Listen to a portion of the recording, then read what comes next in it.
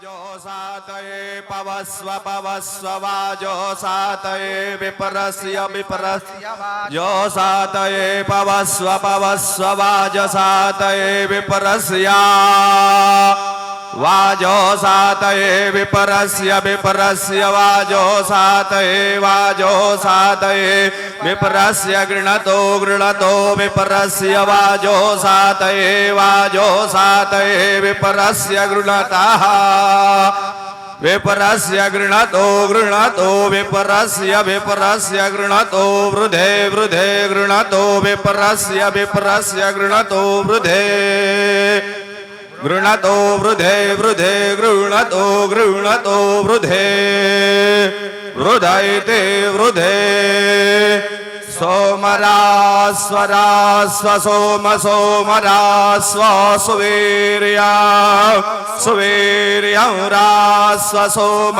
सोमरास्व सुवीर्या रास्व सुवीर्यं सुवीर्यं रास्व रास्व सुवीर्या सुवीर्यमिते सुवीर्या ओम।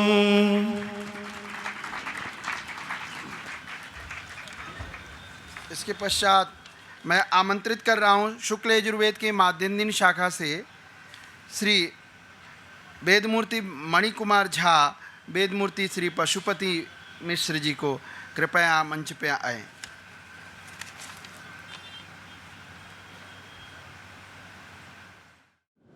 हरि ओम उपवारे गिरीणामुपवार उपवारे गिरीणाग्दो संगमे संगमे गिरीणामुपवार उपवारे गिरीणाग्दो संगमे उपवार इत्युपवारे गिरीणाग्दो संगमे संगमे गिरीणाग्दो संगमे च संगमे गिरीणाग्दो संगमे च संगमे च संगमे संगमे च नदीनां च संगमे संगमे च नदीनां संगम इति सम्मगमे च नदीनां च नदीनां नदीनामिति नदीनां धिया पिपरो पिपरो धिया धिया पिपरो अजायत अजायत पिपरो धिया धिया पिपरो अजायत पिपरो अजायत अजायत पिपरो पिपरो अजायत अजायतेत्यजायत। हरि ओम।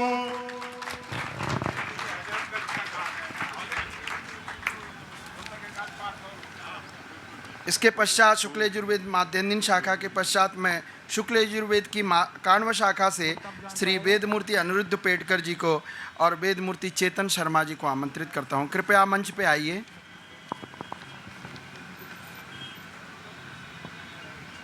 ओम तद्विष्णोर्विष्णोस्तत्तद्विष्णो परमं परमं विष्णोस्तत्तद्विष्णो परमं विष्णो परमं परमं विष्णोर्विष्णो परमं पदं पदं परमं विष्णोर्विष्णो परमं पदं परमं पदं पदं परमं परमं पदां सदा सदा पदं परमं परमं पदां सदा पदां सदा सदा पदं पदां सदा पश्यन्ति पश्यन्ति सदा पदं पदां सदा पश्यन्ति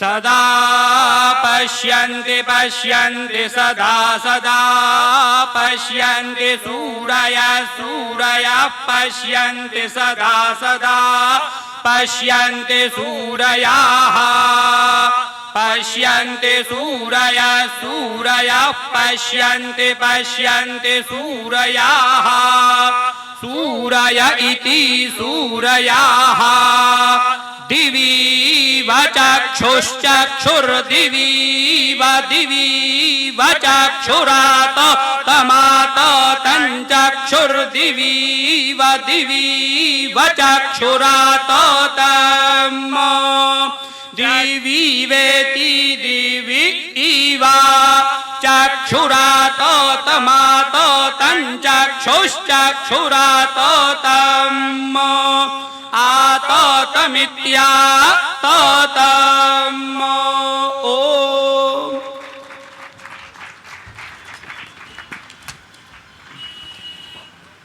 शुक्ल यजुर्वेद के काण्व शाखा के मंगलाचरण के पश्चात एक सूचना है सभी के लिए।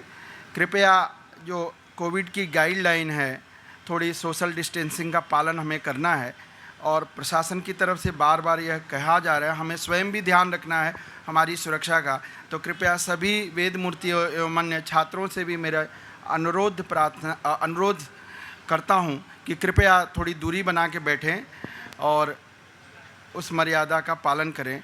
और वेद मूर्तियों से भी मेरी विनम्र प्रार्थना है कि कृपया थोड़ा पंक्तिबद्ध हो जाएं। कुछ ही क्षणों में माननीय मंत्री जी भी पधारने वाले हैं, क्योंकि हमारी सुरक्षा हमारे हाथ में ही है, इसलिए हमें उन नियमों का पालन अपने लिए करना है।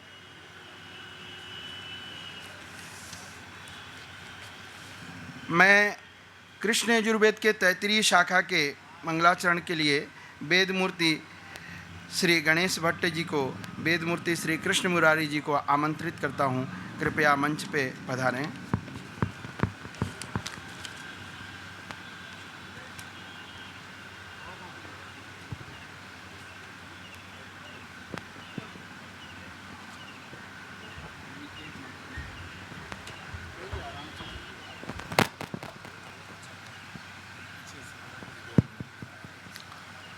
ओम नमः शंभवे शंभवे नमो नमः शंभवे च शंभवे नमो नमः शंभवे च शंभवे च शंभवे शंभवे च मयो भवे च शंभवे शंभवे च मयो भवे शंभव इति शंभवे च मयो भवे च मयो भवे च मयो भवे च मयो भवे च मयो भवे च मयो भवे च नमो नमः च मयो भवे च नमः मयो भव इति मयः भवे च नमो नमश्च च नमः शंकराय शंकराय नमश्च च नमः शंकराय नमः शंकराय शंकराय नमो नमः शंकराय च शंकराय नमो नमः शंकराय च शंकराय च शंकराय शंकराय च मयस्कराय मयस्कराय च शंकराय शंकराय च मयस्कराय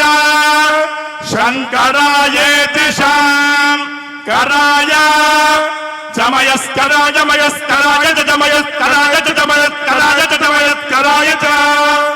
मयस्कराय च मयस्कराय मयस्कराय च नमो नमश्च मयस्कराय मयस्कराय च नमः मयस्करायेति मयः कराय च नमो नमश्च नमः शिवाय शिवाय नमश्च नमः शिवाय नमः शिवाय शिवाय नमो नमः शिवाय शिवाय नमो नमः शिवाय च शिवाय च शिवाय शिवाय च शिवतराय शिवतराय च शिवाय शिवाय च शिवतराय च शिवतराय शिवतराय च शिवतराय च शिवतराय च शिवतराय च शिवतराय च शिवतराय शिवतराय च नमो नमः च शिवतराय शिवतराय च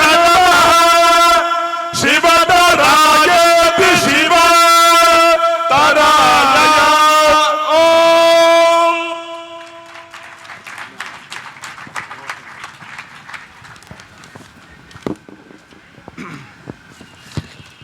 कृष्ण यजुर्वेद के तैतरीय शाखा के मंगलाचरण के पश्चात मैं सामवेद की कौतुम शाखा के मध्य पद्धति से वेद मूर्ति श्री बालेंदु मिश्र जी को एवं श्री वेद मूर्ति श्री संतोष पाठक जी को सादर आमंत्रित करता हूँ। कृपया मंच पे पधारें। कुछ ही क्षणों में माननीय आदिप्रत्ना शरेतसा ज्योति पश्यन्ति वासा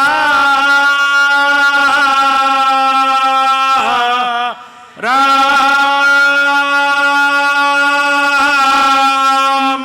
पारो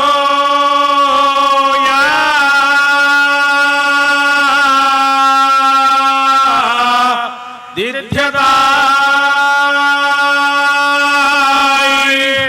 देवी होय होय औ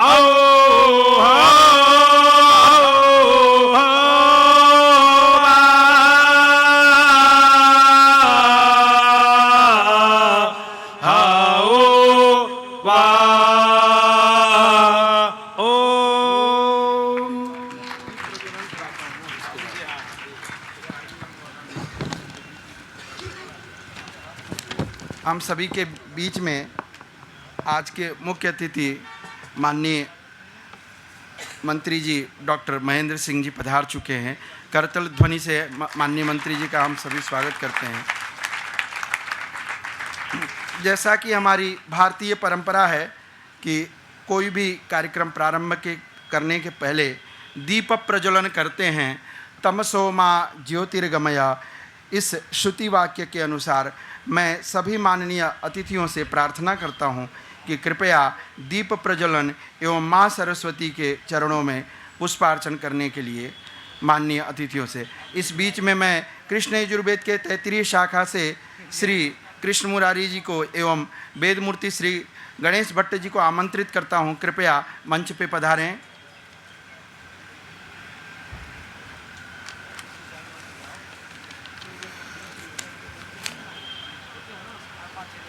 जल्दी आइए।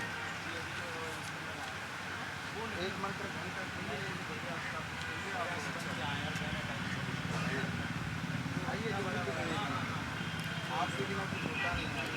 एक मंत्र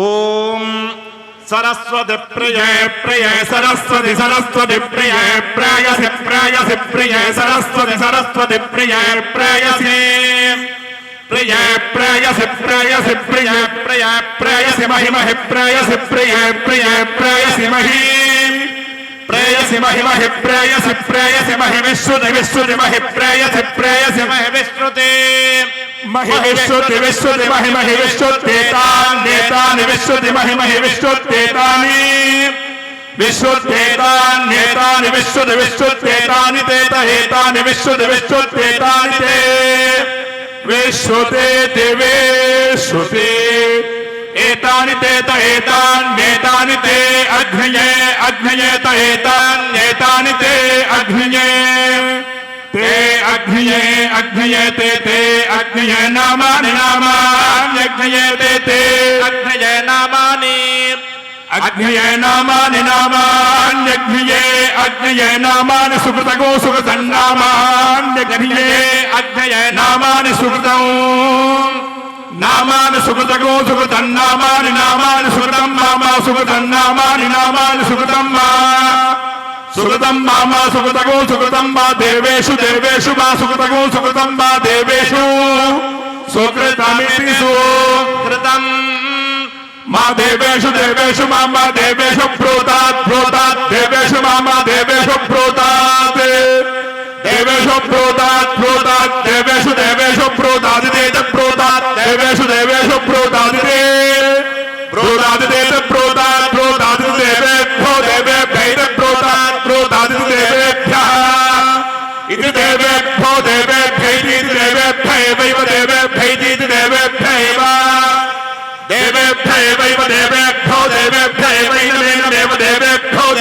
एवैनम् एवैनमे वै वै नमै वै वै नमा नमै नमा वेदयति वेदयत्यैनमे नमा वेदयति आवेदयति वेदयत्यावेदयत्यन्ननु वेदयत्यावेदयत्यनो वेदयत्यन्ननु वेदयति वेदयत्यन्वेनमे नमनु वेदयति वेदयत्यन्वेनम् अन्वेनमेनमन्वन्वेनं देवा देवा एनमन्वन्वेनं देवाः एनं देवा देवा एनमेनं देवा बुद्धन्ते बुद्धन्ते देवा एनमेनं देवा बुद्धन्ते देवा बुद्धन्ते बुद्धन्ते देवा देवा बुद्धन्ते बुद्धन्त इति बुद्धन्ते ओ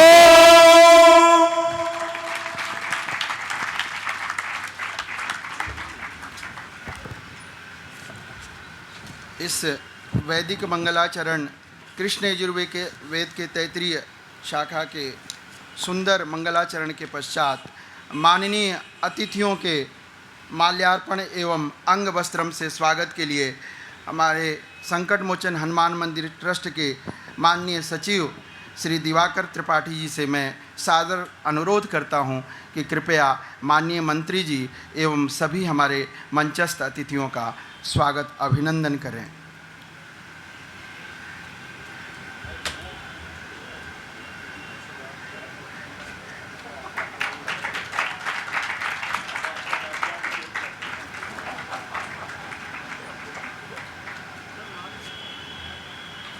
कृपया करतल ध्वनि से यह जो त्रिदिवसीय क्षेत्रीय वैदिक सम्मेलन है, माननीय डॉक्टर महेंद्र सिंह जी हमारे बीच में हैं, उत्तर प्रदेश के जल मंत्री। आप माननीय मंत्री जी का भारतीय संस्कृति एवं वैदिक संस्कृति से विशेष अनुराग है, उसके प्रति आपका विशेष लगाव है। इस वैदिक सम्मेलन में क्षेत्रीय वैदिक सम्मेलन त्रिदिवसीय क्षेत्रीय वैदिक सम्मेलन के संपूर्ति सत्र में हम सभी वैदिकों की तरफ से आपका हृदय से अभिनंदन स्वागत करते हैं। हमारे बीच में विशिष्ट अतिथि के रूप में श्री रंगनाथ पांडे जी पूर्व न्यायाधीश उच्च न्यायालय प्रयागराज से हैं। आपका भी मैं अनुरोध करता हूं श्री त्रिपाठी जी से कि माल्यार्पण एवं अंग वस्त्रम दे करके आपका स्वागत और अभिनंदन करें। अतिथि देवो भव, ऐसी हमारी भारतीय परंपरा है। हम उन परंपराओं को वैसे ही मानते हैं। अतिथियों का अभिनंदन और स्वागत का यह जो कार्यक्रम है आपके बीच में चलायमान है। हमारे बीच में उत्तर प्रदेश संस्कृत संस्थान के अध्यक्ष आचार्य वाचस्पति मिश्र जी हैं। आपका भी मैं अनुरोध करता हूं कि माल्यार्पण एवं अंग वस्त्रम से स्वागत और अभिनंदन करें श्री त्रिपाठी जी।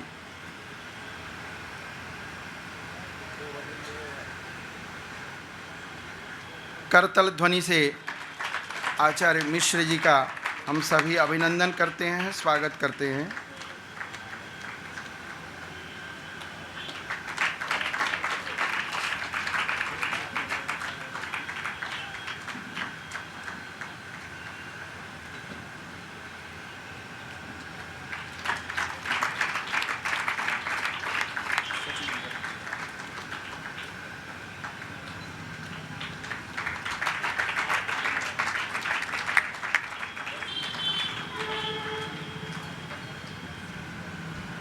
इस संकट मोचन हनुमान मंदिर ट्रस्ट के सचिव श्री दिवाकर त्रिपाठी जी के माल्यार्पण हेतु मैं वेद विद्यालय के प्राचार्य डॉक्टर चंद्रकांत द्विवेदी जी से अनुरोध करता हूं, कृपया हमारे सचिव जी का भी माल्यार्पण कर स्वागत करें।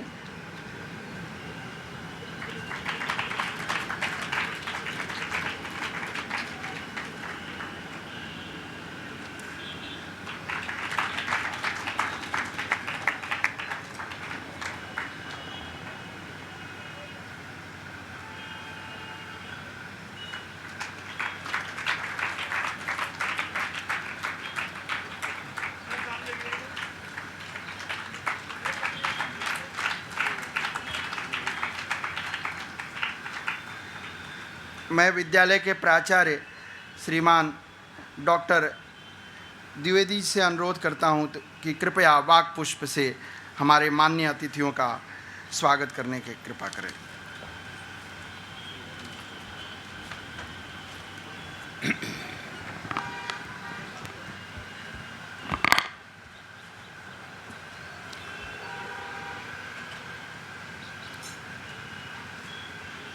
प्रथमतः बाबा नीम करौरी जी महाराज और श्री संकट मोचन महाराज के चरणों में अपना नमन करते हुए आप सबका स्वागत अभिनंदन करता हूँ।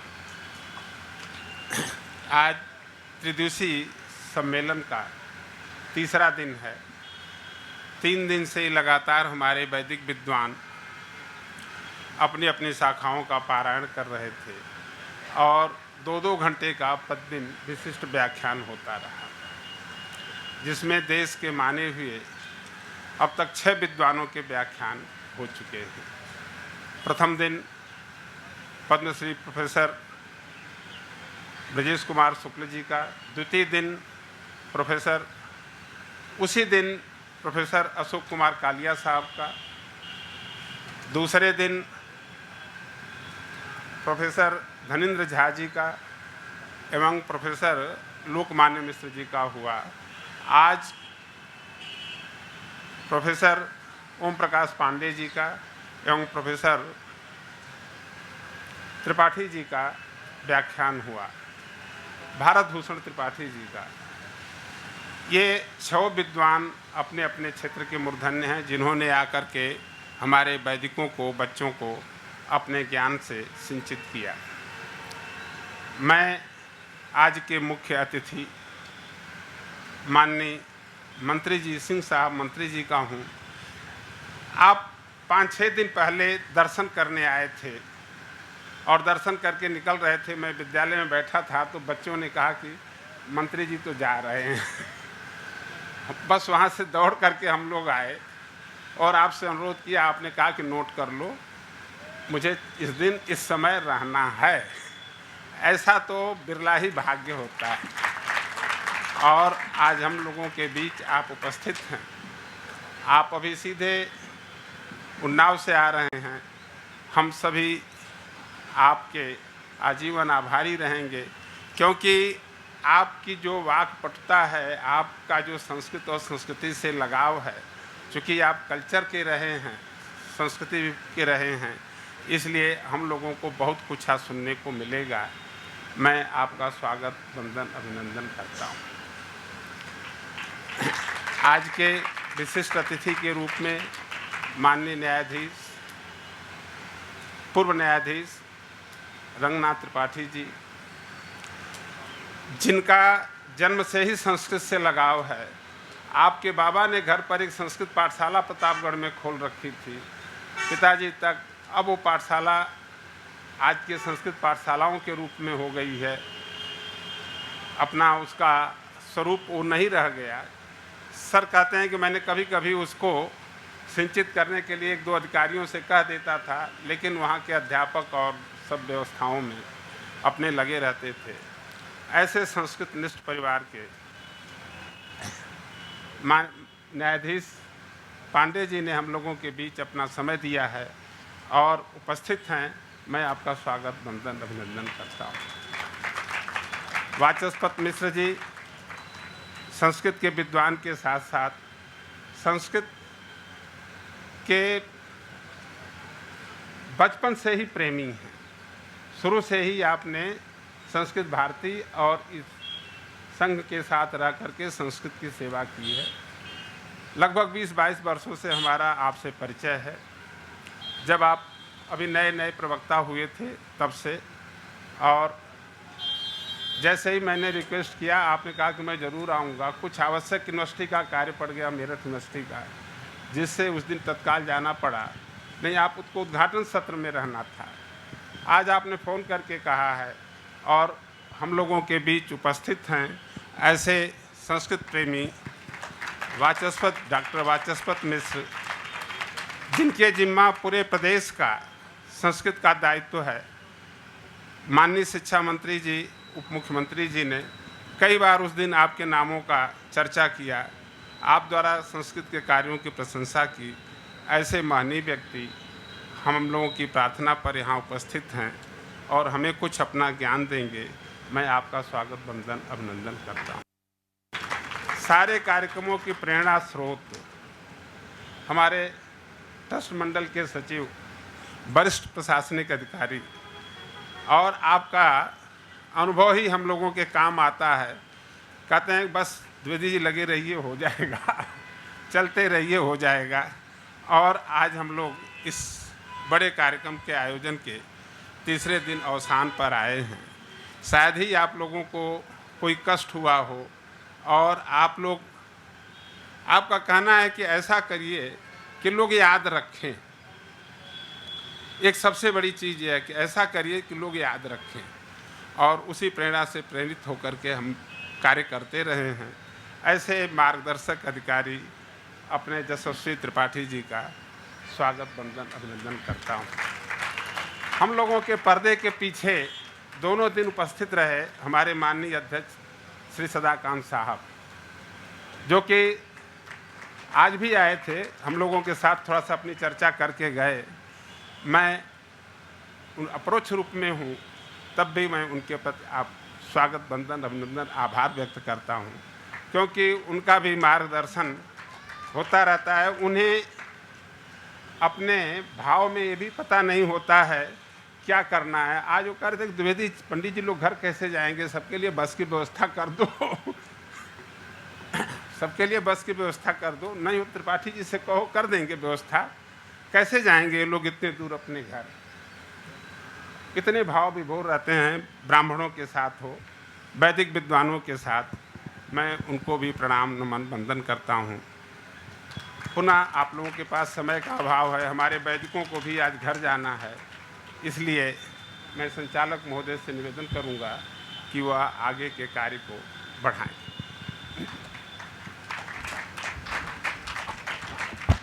पुनः सभी हमारे माननीय अतिथियों का हम हृदय से अभिनंदन स्वागत वंदन करते हैं। धन्यवाद द्विवेदी जी। कार्यक्रम के इस अगली कड़ी में मैं आज के इस कार्यक्रम में हमारे उपस्थित विशिष्ट अतिथि के रूप में उपस्थित माननीय श्री रंगनाथ पांडे जी, पूर्व न्यायाधीश उच्च न्यायालय, आपसे मैं सादर अनुरोध करता हूं कि कृपया हम सभी को संबोधित करें।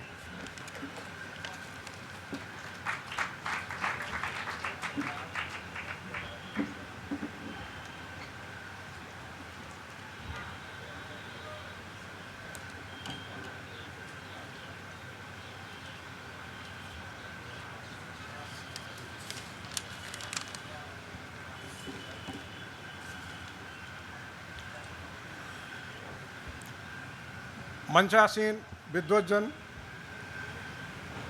Doctor Dwivedi ji, professor doctor Vachaspati Mishra ji, माननीय मंत्री जी तथा श्री त्रिपाठी जी, सर्वप्रथम मैं मंदिर ट्रस्ट को इसलिए बधाई देना चाहता हूं कि इतना सुंदर कार्यक्रम और एक समसामयिक कार्यक्रम इन लोगों ने आयोजित किया।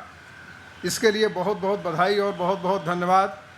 माननीय मंत्री जी से आज मेरी काफ़ी दिन बाद मुलाकात हो रही है। मैं आपकी सरकार में भी रहा, तो आज मेरे लिए बड़ा सुखद क्षण है कि माननीय मंत्री जी से भी मुलाकात हुई।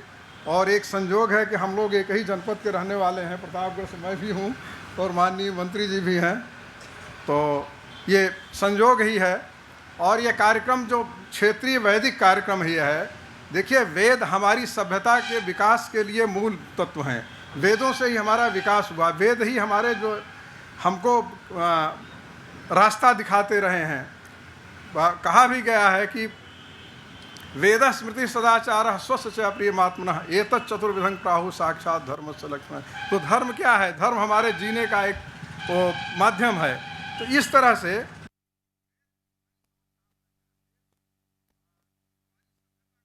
करने के लिए, हमको रास्ता दिखाने के लिए वेद हमारे मूल हैं। वेद से ही हम संचालित होते हैं। इसलिए मैं आज यहाँ उपस्थित वेद के सारे विद्वानों तथा बालकों का हृदय से धन्यवाद और उनका अभिनंदन वंदन करते हैं कि इस अवसर पर ये हनुमान मंदिर ट्रस्ट ने मुझे यहाँ आहूत करके बहुत मेरे ऊपर बड़ी कृतज्ञता की है। मैं इस ट्रस्ट का विशेष रूप से आभारी हूँ और इस कार्यक्रम के संयोजक डॉक्टर द्विवेदी जी तथा श्री दिवाकर त्रिपाठी जी और अध्यक्ष श्री सदाकांत जी का भी मैं विशेष रूप से आभारी हूँ कि जिन्होंने इस कार्यक्रम को आयोजित कराया और ये कार्यक्रम आयोजित ही नहीं कराया, इतने सुंदर ढंग से और अपनी मूल संस्कृत को भी इन्होंने आगे बढ़ाने का जो कार्य किया है, इसके लिए वो अवश्य ये लोग बधाई के पात्र हैं।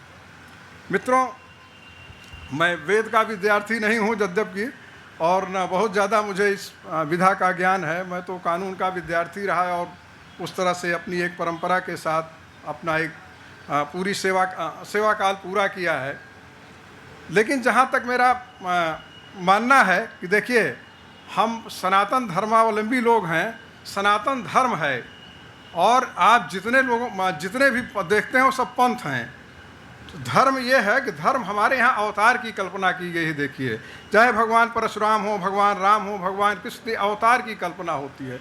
और जिस भी आप पंथ और रिलीजन को आप देखते हैं, ये किसी व्यक्ति द्वारा संचालित है। जैसे इस्लाम भी है, प्रॉफेट मोहम्मद द्वारा संचालित है, बाइबल ईसा मसीह द्वारा संचालित है। लेकिन हमारा धर्म जो है अवतार से संचालित होता है। हमारे यहाँ अवतार की कल्पना की गई। हमारे यहाँ कोई एक विशिष्ट व्यक्ति नहीं है जो इस तरह का अपना उल्लेख करता है। इसीलिए भगवान कृष्ण ने गीता में देखें कहा गया है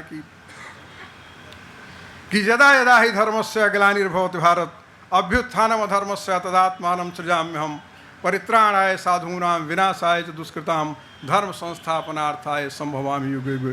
भगवान कृष्ण का है कि समय समय पर जब पृथ्वी पर अत्याचार, अन्याय, पाप विकसित होते रहते हैं तब हम अवतार लेते हैं।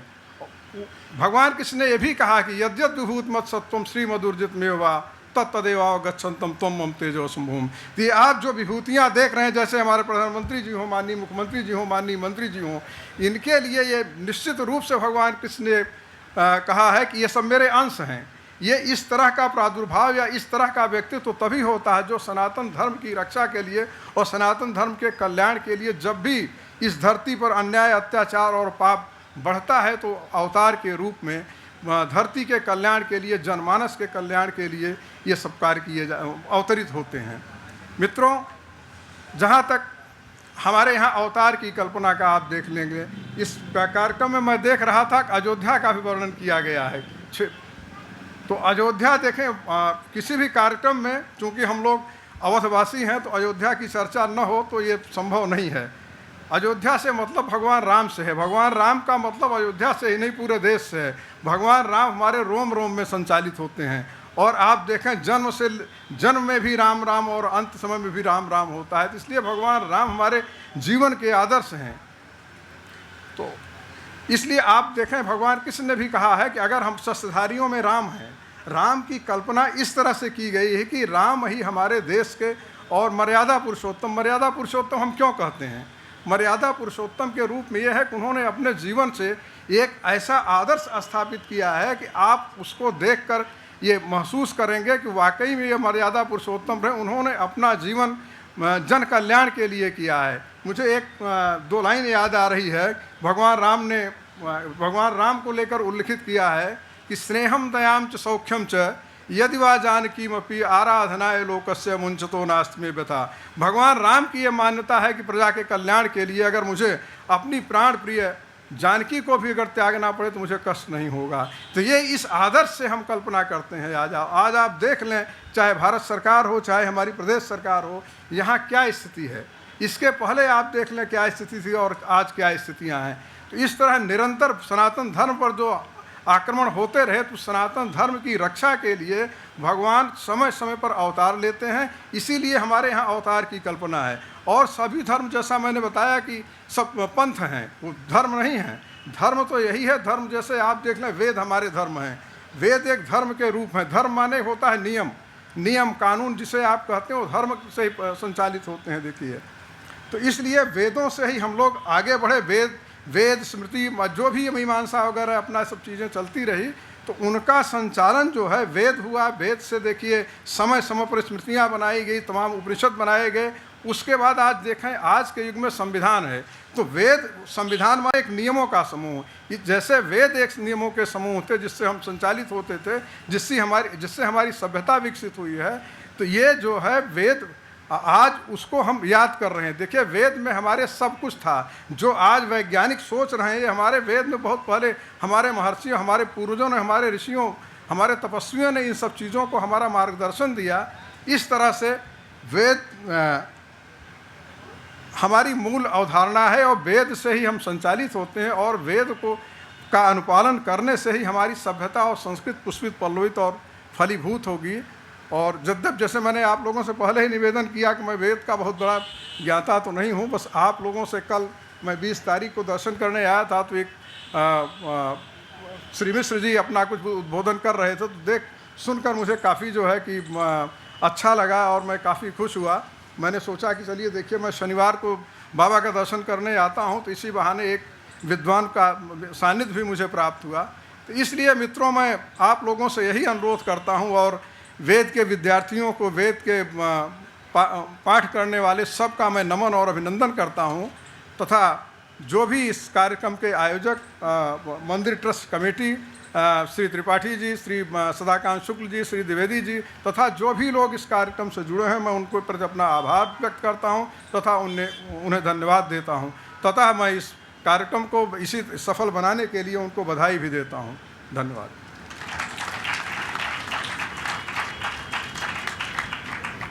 इतना सुंदर उद्बोधन, एक उत्प्रेरक उद्बोधन के लिए हम सभी आपके प्रति कृतज्ञ हैं, आपके प्रति धन्यवाद अर्पित करते हैं आदरणीय पांडे जी।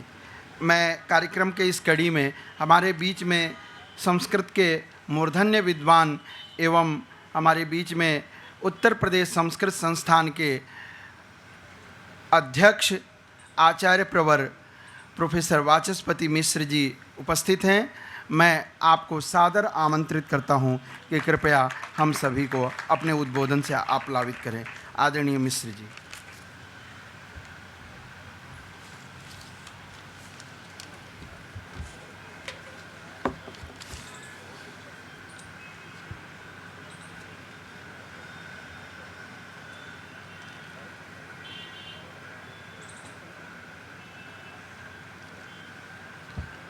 एक बार सब मिलकर के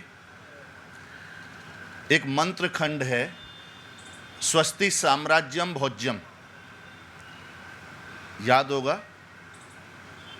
एक बार सब मिल के बोलेंगे तो अच्छा लगेगा। ओम स्वस्ति साम्राज्यम भोज्यम। माइक भी ले लीजिए।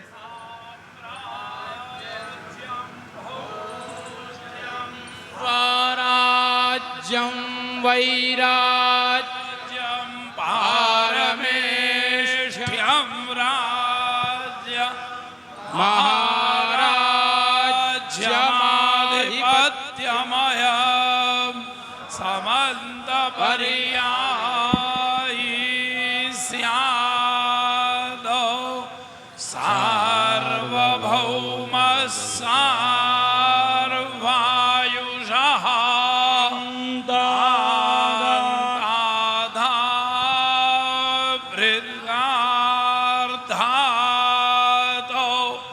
पृथिव्यै समुद्रपर्यन्ताया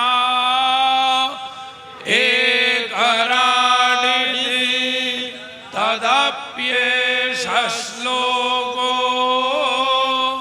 विगीतः मरुतः परिवेष्टारः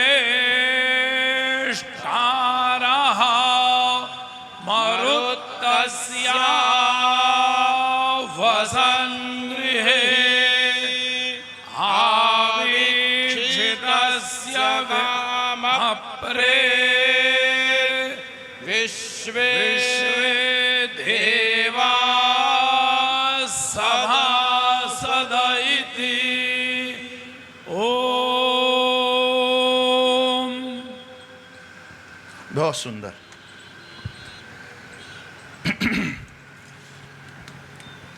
आज की सभा के मुख्य अतिथि संस्कृत संस्कृति संस्कारों के प्रति एकनिष्ठ आदरणीय भाई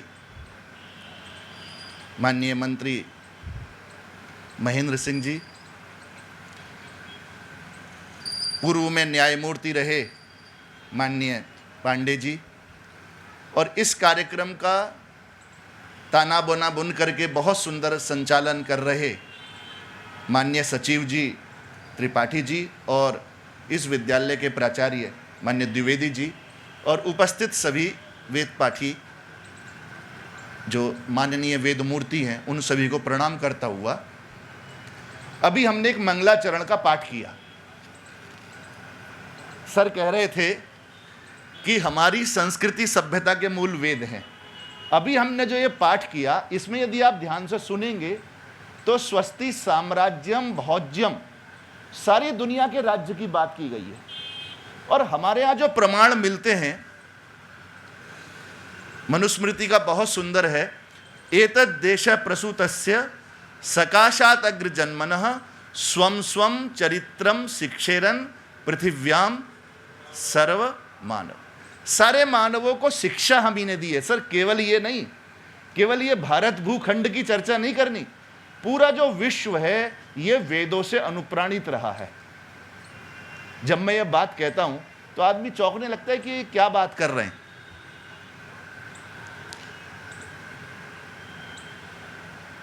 एक और श्लोक, अनादि निधना नित्या वागुसृष्टा स्वयंभुवा आदौ वेदमयी दिव्या यतः सर्वा प्रवृत्तयः।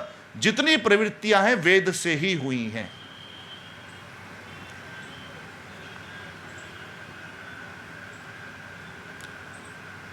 पता नहीं आप लोग इस चीज को कितना अनुमान करते होंगे कि सारे विश्व में वेदों का प्रचार प्रसार था। हमारी अकर्मण्यता, बौद्ध धर्म का प्रचार प्रसार, वो धीरे धीरे हमको समेटता हुआ यहां तक ले आया। आप अनुमान कर सकते हो कि इराक ईरान में वेदों की वाणी बोली जाती थी। किसी को अनुमान है? नहीं अनुमान तो मैं आपको बताऊंगा, गूगल बाबा आपकी सहायता करेंगे। आप केवल लिखिएगा हित्तीज और मिट्टीज की संधि। वहां पर दो कबीले थे, हित्ती और मिट्टी, हित्ताई मिट्टाई भी कहते हैं। उनमें से एक का नाम खत्ती भी है। ये लगभग ईसा से 1400 वर्ष पूर्व, ईसा से 1400 वर्ष पूर्व का मतलब कितना हो गया? 3400। और वो साम्राज्य जो स्थापित हुआ है, जो गूगल बता रहा है, लगभग ईसा से 1750 वर्ष पूर्व। बस गूगल बाबा को आप जैसे कहेंगे, आपको तुरंत आश्चर्य होगा कि आज से 3750-3800 वर्ष पूर्व वो दोनों सभ्यताएं, वो दोनों कबीले जब अपनी संधि कर रहे हैं, तो उस संधि में जानते हैं किसको साक्षी बना रहे हैं? आज जैसे हम साक्षी लेते हैं तो गीता की साक्षी लेते हैं, कोई कुरान की साक्षी लेता है, कोई अपने अपने विधा से साक्षी लेता है।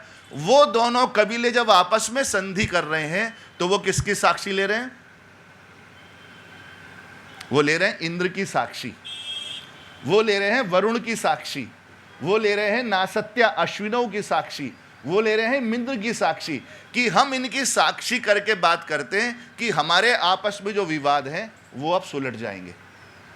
देखिए मैं आपको बात कर रहा हूं, और ये तो जब भी आप किसी, अभी गूगल बाबा में देखना चाहेंगे तो गूगल आपको दिखा देगा, वो शिलालेख भी उपलब्ध है। और नहीं तो दिल्ली जाएंगे तो पुरातत्व संग्रहालय में उसकी रिप्लिका रखी हुई है, वहाँ पूरा साफ साफ, भाषा थोड़ी अलग है किंतु उसका भाषांतर मिलता है। देखिए कहाँ वेदों की प्रवृत्ति है आज से।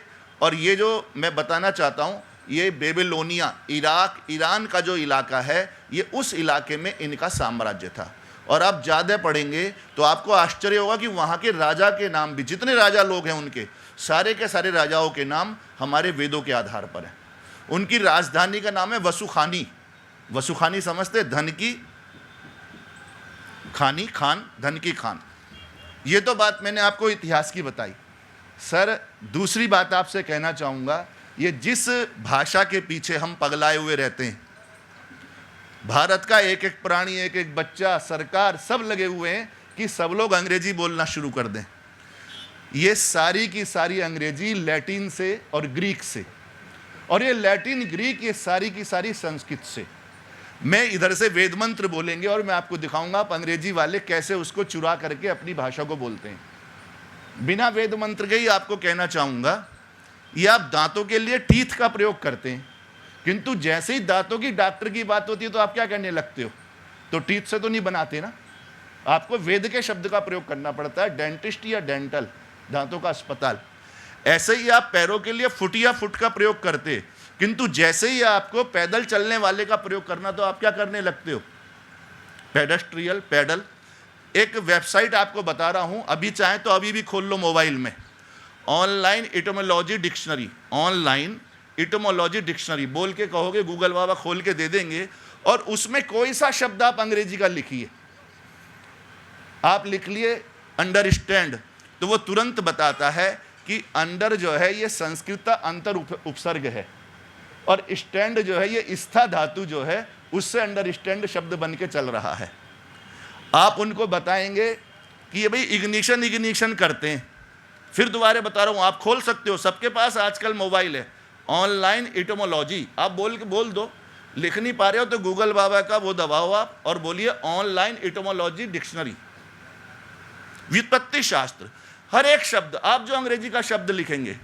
एक बार स्कूटर ठीक करा रहे थे तो वो मिस्त्री कहने लगा इग्निशन ठीक नहीं है। अरे मैंने कहा ये तो संस्कृत बोलने लगा, भाई इग्निशन ठीक नहीं है, ये क्या इग्निश क्यों कह रहा है? आपको आश्चर्य होगा कि ये हमारा अग्नि शब्द जो है कुछ देशों में इग्निश के रूप में, कुछ देशों में उग्निश के रूप में, और वास्तव में अग्निश शब्द है। एक मंत्र बोलते हैं ऋग्वेद का, अभी भी बोल सकते हैं, याद होगा तो, राजंत मध्वराणाम, याद है? बोल दीजिए जरा।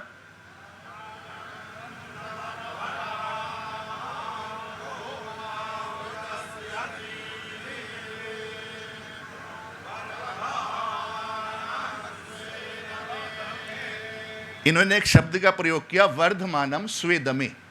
हमारे घर पर प्रभु को कह रहे हैं कि प्रभु हमारे घर में विद्यमान हो और हमारे घर में हमारी भक्ति भावना बढ़ती रहे, तो यहाँ दमे शब्द का प्रयोग हुआ है।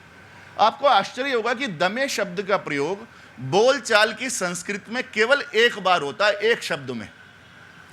पूरे कहीं भी लौकिक साहित्य में, बोलचाल की भाषा में आप दम शब्द का प्रयोग नहीं करते, केवल एक स्थान पे करते, और वो है दंपति, जब हम पति पत्नी के लिए शब्द। किंतु जितनी यूरोपियन भाषाएं हैं, फ्रेंच, जर्मन, अंग्रेजी, सब के सब घर के लिए दम शब्द का प्रयोग करते। एक हवाई जहाज की अड्डा होता है इंटरनेशनल, दूसरा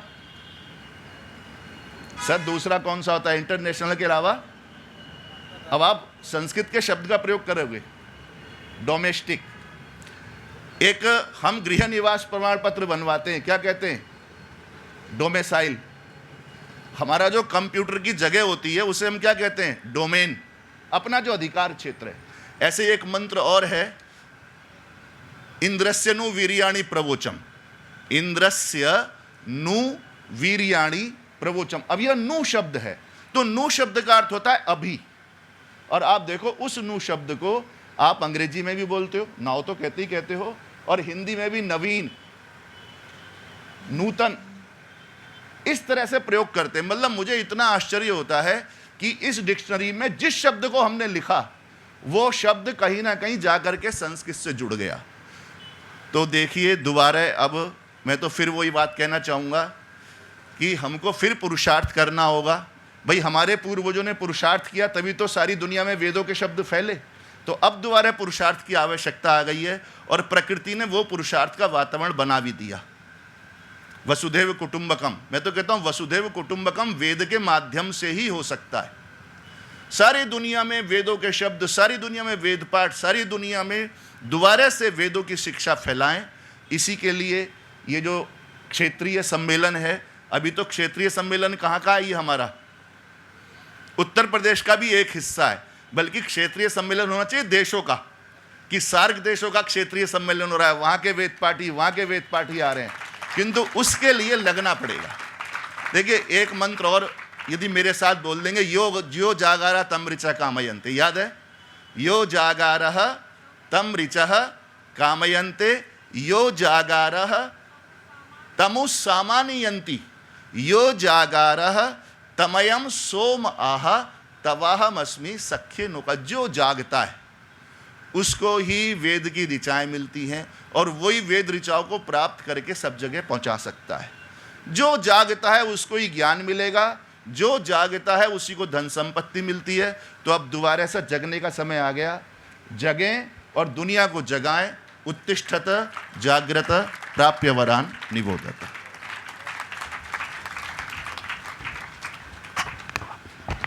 हमारी वैदिक जो परंपरा है, आर्ष परंपरा है, वो कितना उसका वैभव कितना विपुल है पूरी दुनिया में। आचार्य प्रोफेसर मिश्र जी ने उसका एक छोटा सा उदाहरण हम सबके बीच में प्रस्तुत किया और अपनी पीड़ा के माध्यम से कि हमारी जो वैदिक संस्कृति थी वो कहाँ तक थी दुनिया के। मैं तो ये कहता हूँ सर कि कहाँ नहीं थी ये हमें खोजना है, पूरी दुनिया में थी। बस ये है कि उसको जिस रूप में होना चाहिए वो रूप हमारे सामने नहीं है और आवश्यकता इसकी है कि ये जो हमारे वेद मूर्ति हैं ये पूरी दुनिया में फैलें और उसका वातावरण हमारी जो राज्य सरकारें हैं, केंद्र सरकारें हैं, उसको बनाना पड़ेगा और वो बनाएं और इन वैदिकों को फैलाएं, तब वो ये होगा। बार बार इनको कहा जाता है हमारे वैदिकों को कि अंग्रेजी अंग्रेजी अंग्रेजी। अरे आज देखिए पूरी दुनिया से लोग संस्कृत सीखने के लिए आ रहे हैं, संस्कृत का माहौल बना है।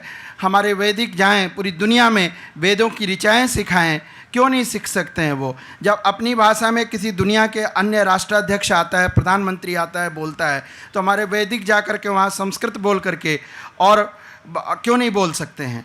तो आज आवश्यकता है कि हमारी सरकारें भी उसी तरह से हमारे इन वेद मूर्तियों को फैलाएं और आज आवश्यकता है आप जैसे महान हमारे आचार्यों की, आप जैसे महान मूर्तियों की, कि जो हमारी बातों को, हमारे इन वेद मूर्तियों की आवाज़ को, इनके द्वारा अर्जित उस वेद राशि को सरकार तक पहुंचाए और वह इस वेद विद्या का एक माहौल बने सब जगह और सब जो न केवल उसको एक श्रद्धा और पूजा का ही विषय माना जाए, अपितु ज्ञान का जो ये स्रोत है विपुल, जो कहते हैं कि वेद जो है ज्ञान का उत्स है, केंद्र है, तो वह वेद का केंद्र सभी जगह पूरी दुनिया में फैले।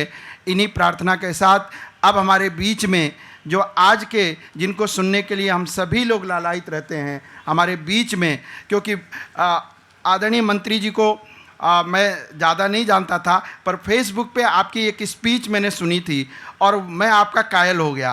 तो जब मैंने सुना कि आदरणीय मंत्री जी आ रहे हैं तो हमने कहा हम लोगों का सौभाग्य है कि हम हमारे वेद मूर्तियों के बीच में आप कुछ ऐसी संस्कृति और संस्कार की बातें करेंगे और हम सभी का सौभाग्य है। तो मैं जोरदार करतल ध्वनियों से आदरणीय मंत्री जी को आमंत्रित करता हूँ। अद्भुत है, सुखद है, दिव्यतम स्वरूप है, अद्भुत वातावरण है, महान विभूतियाँ यहाँ पर विराजमान हैं। आज जब आदरणीय आचार्य जी यहाँ मंच पर आए, प्रोफेसर वाचस्पति मिश्र जी, तो उनके चलते हुए मैं देख रहा था विद्वता कैसे परिलक्षित होती है, वाणी से एक एक शब्द कैसे निकलते हैं। तो मैंने सोचा कि वास्तव में माता पिता ने जब नामकरण किया होगा तो वाचस्पति क्यों रखा? तो मेरे ध्यान में आया कि इसीलिए रखा कि जो सबसे श्रेष्ठतम विद्वान होता है उसी का नाम तो वाचस्पति कहा जाता है, और जो श्रेष्ठ है, जो सबसे अच्छा वक्ता है, सुवक्ता जो है, उसको वाचस्पति कहा जाता है। बृहस्पति का भी नाम तो उसी रूप में देखा जाता है। तो अब साक्षात अगर बृहस्पति गुरु यहाँ पर विराजमान हो तो मंच तो शोभायमान होगा ही होगा, और उनके मुखारबिंदों से और कार्यक्रम की अध्यक्षता कर रहे हैं। अद्भुत है, दिव्य है, और कैसा सुखद संयोग है कि बगल में आदरणीय रंगनाथ, अब नारायण का दूसरा नाम ही रंगनाथ है। अब बताइए, नारायण भी हैं और बृहस्पति भी हैं, तो अब आप कल्पना ही कर लीजिए कि कैसा वातावरण होगा। और रंगनाथ जी यानी प्यार के देवता, न्यायमूर्ति भी रहे हों। भगवान तो न्याय करते ही करते हैं, और उस नाम के साथ न्याय करने वाले हमारे अतिथि हों तो मंच की गरिमा अपने आप बढ़ जाती है। और मुझको लगता है कि हम लोगों ने बहुत सोच समझ के एक अपना बड़ा भाई बनाया। आज नहीं, बरसों से मैं पार्षद था, मैं वार्ड से काम करता हुआ, बूथ से काम करता हुआ आगे बढ़ा। और जब मैं एक छोटे से क्षेत्र का पार्षद था तो हमारे पूरे लखनऊ के इंचार्ज जो मुख्य नगर अधिकारी उस समय हुआ करते थे, आदरणीय दिवाकर त्रिपाठी जी। अब आप कल्पना करिए, दिवाकर जी, आज जब भगवान सूर्य के 12 नाम आप लेंगे तो आदित्य प्रथमम नामात् द्वितीयांत दिवाकर, तृतीयं भास्करम प्रोक्तु, चतुर्थं प्रभाकरम, पंचम सहस्रासु खष्टम च तिलोचना, शतम हृदय षष्टम च व्यवावशो, नवम दिनकेतपोक, दसमम द्वादशगम, एकादशतई मूर्ति, द्वादशम सूर्यो चा। और साक्षात अगर दिवाकर मंच पर विराजमान हो तो प्रकाश ही प्रकाश होगा, फिर तो आभा मंडल फैलेगी। मंदिर ट्रस्ट के सचिव भी हैं, हमारे बड़े भाई भी हैं। मेरे को बहुत सुखद अनुभूति होती है। इनकी शालीनता, इनकी संजनता, इनकी कृति, इनके विचार, इनके आचरण, इनके व्यवहार, सब कुछ अद्भुत है। व्यक्ति केवल वाणी से नहीं, उसकी कृति, उसकी बाणी, उसके विचार, उसके हाव, उसके भाव, उसके व्यवहार, सब कुछ बोलते हैं। अगर सब कुछ बोलता हुआ आपको देखना है तो आदरणीय दिवाकर जी को देखिए, आपको सब कुछ दिख जाएगा। अद्भुत संयोग है। और कितना सुंदर है कि अगर सूर्य है तो चंद्र भी तो चाहिए, और फिर चंद्रकांत जी भी बैठे हुए हैं।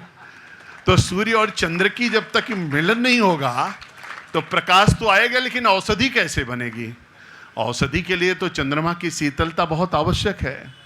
मंदिर में मैं पहुंचा, धीरे से शीतलता के साथ एक आवाज आई, मुझको बहुत सुंदर लगा। इन्होंने कहा कि सूर्य ने कहा है, चंद्र संदेश लेकर के आया है, आपको कार्यक्रम में आना है। मैंने कहा मैं जरूर आऊँगा, सूर्य और चंद्र को कौन नकार सकता है, तो मैं कार्यक्रम में पहुँचूंगा। और कितना संयोग अच्छा है, आप कल्पना करिए, सूर्य को निकलने से पहले कौन आता है? सूर्य का सारथी कौन है? सूर्य के सारथी का नाम क्या है? अरुण है। और जब अरुण जी संचालन कर रहे हो तो और सुखद संयोग बन जाता है। तो मंच ही कितना सुंदर है, कितना दिव्यतम स्वरूप है।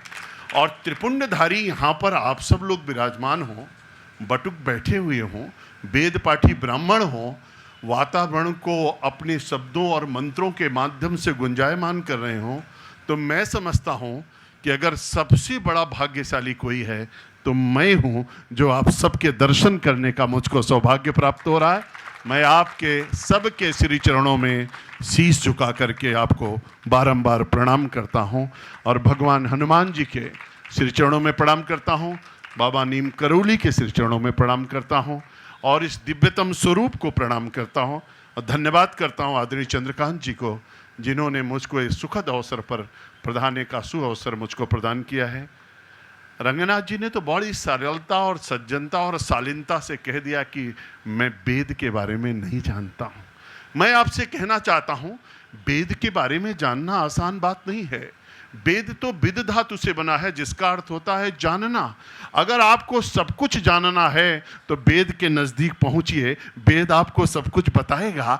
वेद को जानने की जरूरत नहीं है, वेद तो अपने आप में सब कुछ जानता है। उसके पास पहुंच जाइए, आपको सब कुछ जना देगा, आपको ज्ञान की अनुभूति करा देगा, आपको संस्कृत सिखा देगा, आपको मार्ग बता देगा, आपको आचरण और व्यवहार और शालीनता का पाठ पढ़ा देगा। और इसीलिए मैं कहता हूँ, अगर भारत की संस्कृति, भारत की सभ्यता, भारत का संस्कार, भारत का अध्यात्म, भारत की वाणी, भारत का विचार सब कुछ अद्भुत है, तो उसके सबके पीछे अगर कोई मूल है तो हमारे वेद हैं। अगर वेद ना होता तो ये सब कुछ होना असंभव था। इसलिए हमने कहा है कि वेद के कारण से ही हमारे संस्कृति है, वेद के कारण से ही हमारा धर्म है, वेद से ही हमारा संस्कार है, वेद से ही मेरा आचरण है, वेद से ही हमारी अपनी सबकी चरित्र के बारे में जो हम लोग कहते हैं कि वृत्तिम संरक्षित वित्त में आती आती चा अछीड़ो वित्तता छीड़ा वित्त तो होता। ये जो हमने सीखा है वहीं तो संस्कार मिल रहा है। अभी आदरणीय आचार्य जी कह रहे थे, प्रोफेसर साहब कह रहे थे, वसुधैव कुटुंबकम, कितना अद्भुत शब्द है। और कह रहे थे कि ये वेद केवल भारत नहीं बल्कि दुनिया का है। भारत तो विश्वगुरु के पद पर आसीन कैसे हुआ? इन्हीं वेदों के कारण से। हमारे ऋग्वेद, यजुर्वेद, सामवेद और अथर्ववेद, चारों वेदों की चर्चा जब चलती है ऋग्वेद के 1028 सूक्तियों की चर्चा, 10 मंडलों में विभाजित हमारा ऋग्वेद। लोग पूछते हैं, आज दुनिया के अंदर चले जाइए, दुनिया की सबसे बड़ी इंसाइक्लोपीडिया कौन सी है? तो विश्व कहेगा वेद है, जिसमें सब कुछ आपको प्राप्त होगा। और मैं कहता हूं, ऑक्सफोर्ड यूनिवर्सिटी में जाइए, अभी अंग्रेजी की चर्चा कर रहे थे, और मैं आपसे पूछता हूं, आप कल्पना करिए, जरा सोचिए, ये अंग्रेजी भाषा भारत में आगमन, मैकाले की शिक्षा नीति 1834, और तब से लेकर के अब तक, उसके पहले का भारत और उसके बाद का भारत, दोनों का जरा तुलनात्मक अध्ययन करिए तो आपको पता चलेगा मेरा कौन सा भारत विश्व गुरु के पद पर आसीन था। 3री शताब्दी के पहले का भारत कि 3री शताब्दी के बाद का भारत, 19वीं शताब्दी के पहले के भारत और 7वीं 6वीं शताब्दी के बीच के भारत का वह भाग, 712 में दाहिर के ऊपर आक्रमण, मोहम्मद बिन कासिम का, 1191 का तराइन का युद्ध, 1192 का तराइन का द्वितीय युद्ध, वहां से चलता हुआ भारत, पतदलित होता हुआ भारत।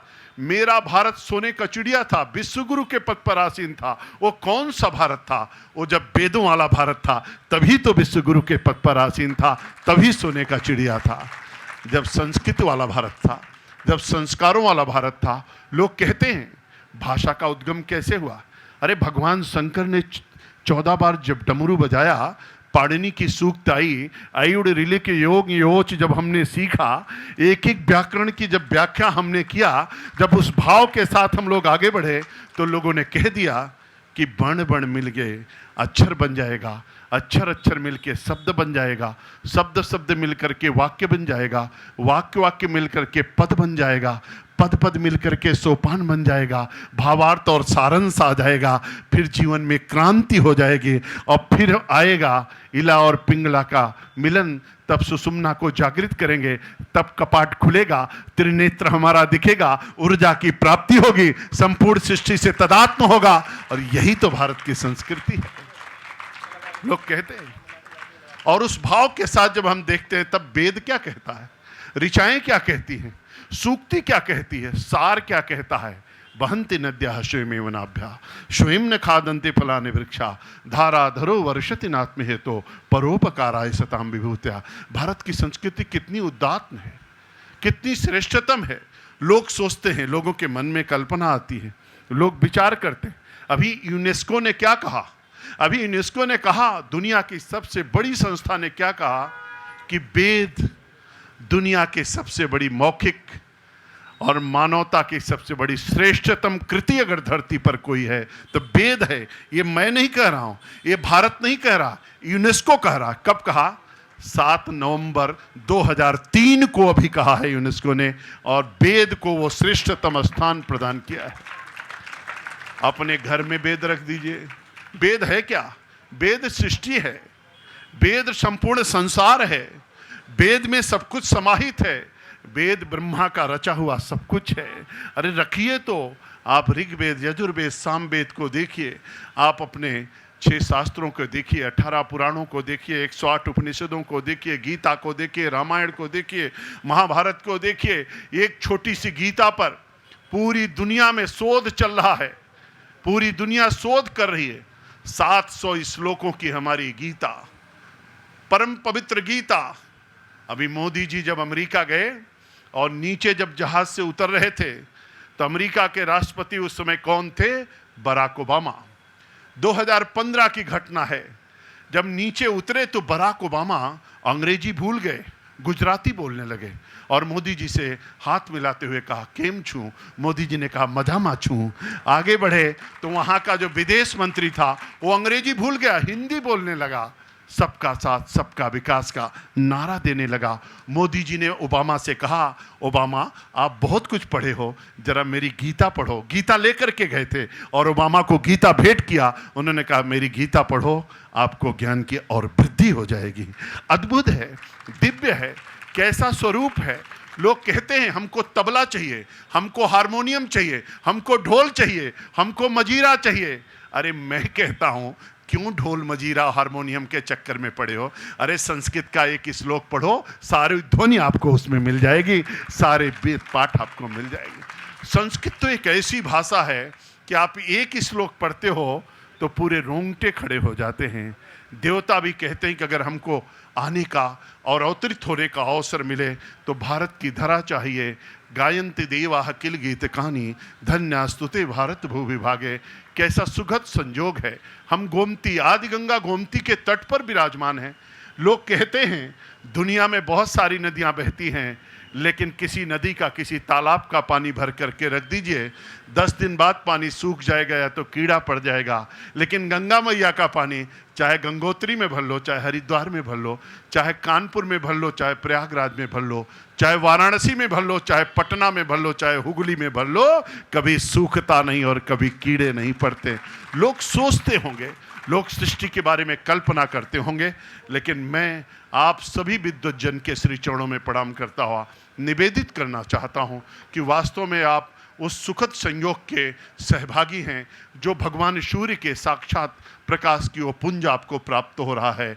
और लोग कहते हैं कि भगवान सूर्य जब निकलते हैं तो उनकी ध्वनि कैसी होती है, तो ऐसा विद्वत जनों का मत है कि ओम के उच्चारण से सूर्य का आगमन होता है। ओम क्या है? ओम ही तो सृष्टि के संपूर्ण विधा का वह समागम है जिसमें सब कुछ समाहित है। मैं समझता हूँ कि मोदी जी और योगी जी, अभी हमारे आदरणीय संस्कृत संस्थान के अध्यक्ष यहाँ पर विराजमान हैं, इन्होंने बहुत अच्छी कोशिश किया। अब की बार के बजट में बहुत अच्छा प्राविधान भी हुआ है। इतना सुंदर काम होने जा रहा, चिंता मत करना। भारत की संस्कृति, भारत की सभ्यता, भारत का संस्कार, भारत का अध्यात्म, भारत का वाणी, भारत का विचार कोई माई का लाल नष्ट नहीं कर सकता है। किसी के अंदर ताकत नहीं है। पतदलित कर सकता है, पतदलित कर सकता है, कोशिश कर सकता है। अगर कर सकते तो इतने बरसों तक लोगों ने राज किया, कर लिए होते, तब नहीं कर पाए, अब क्या कर पाएंगे। और इसलिए आज मोदी के राज में और योगी के राज में कोई सोचेगा तो निश्चित रूप से संस्कृति भी, संस्कार भी, धर्म भी, विचार भी, अध्यात्म भी प्राथमिकता पर होगा। इसीलिए तो मेरी अयोध्या मुझको वापस मिल गई। जो अयोध्या चली गई थी, अयोध्या के जगह पे फैजाबाद हो गया था, आज हमको अयोध्या वापस मिल गई। ऋग्वेद में ढूंढो, आप लोग तो वेद पाठी हो, ऋग्वेद में पूछो, ढूंढो, गूगल से पूछो, ऋग्वेद, यजुर्वेद, सामवेद, अथर्ववेद, गीता, रामायण, महाभारत में पूछो, क्या आपको कहीं इलाहाबाद मिलेगा? आपको प्रयागराज हर जगह मिलेगा, इलाहाबाद कहीं नहीं मिलेगा। आप ढूंढो, आपको कहीं अयोध्या मिलेगा? आपको कहीं फैजाबाद मिलेगा? नहीं मिलेगा, अयोध्या मिलेगा। तो मेरी अयोध्या मुझको मिल गई और मेरा प्रयागराज मुझको मिल गया। लोग कहते थे कि जब कुंभ में स्नान होता था तो कुंभ के स्नान के समय देवता लोग पुष्प वर्षा करते थे। आप लोग सोचते थे क्या वास्तव में करते थे? आज आपने देखा होगा योगी और मोदी के राज में पुष्प वर्षा हो रही है। अब संगम पे स्नान हो रहा है, हेलीकॉप्टर पुष्प वर्षा कर रहा है, अब कांवरिया चल रहा है तो डीजे भी बज रहा है, गायन भी हो रहा है और पुष्प वर्षा भी हो रही है। सब कुछ बदल रहा है तेजी के साथ। लोग कहते थे अयोध्या में भगवान राम का मंदिर कैसे बनेगा?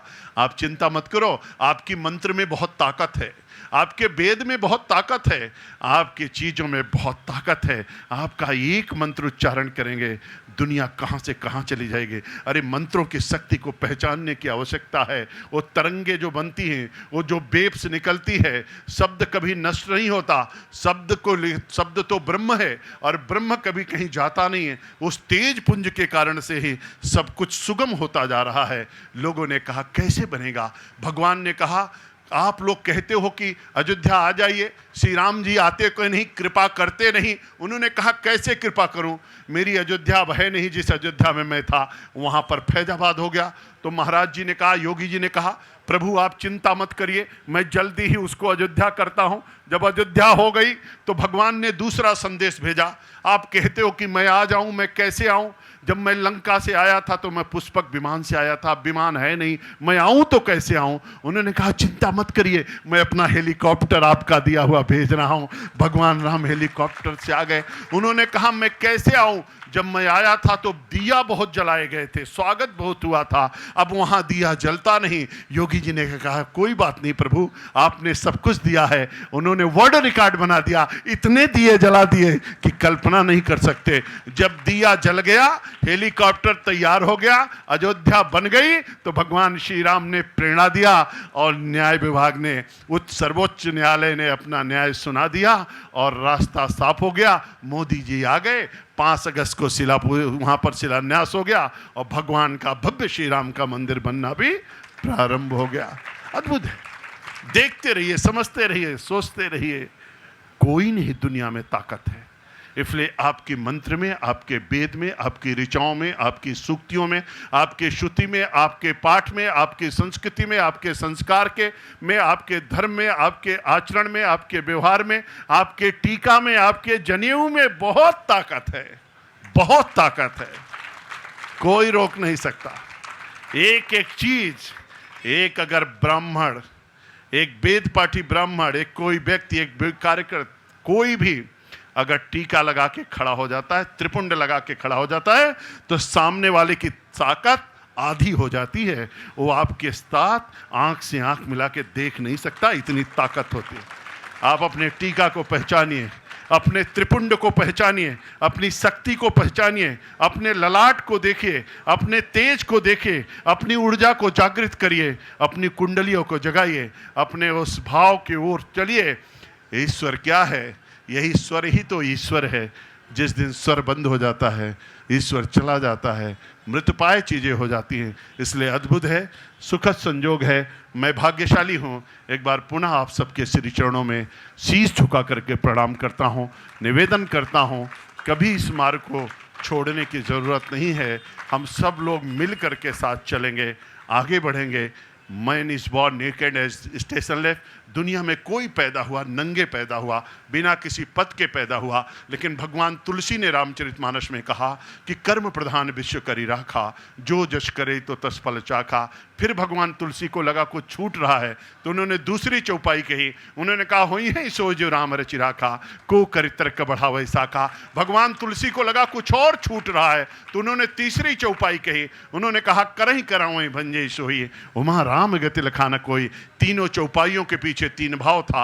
अभिवादन शीलच नित्यम वृद्धो अभिषेविना चत्वारित शबरदंते आयुर्विद्या यशोबलम। इस भाव के साथ हम लोग चलेंगे, अच्छे से कर्म और साधना के साथ जिएंगे, संस्कारों और संस्कृति के साथ हम आगे बढ़ेंगे।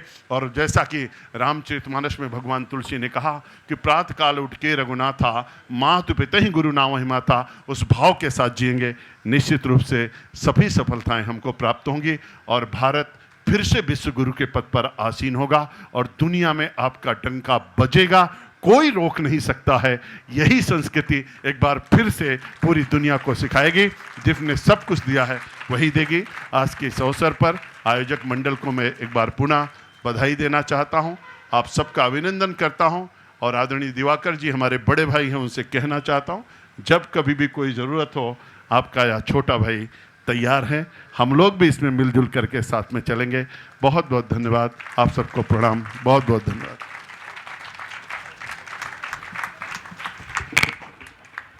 बहुत बहुत धन्यवाद माननीय मंत्री जी, आपकी ओजस्वितापूर्ण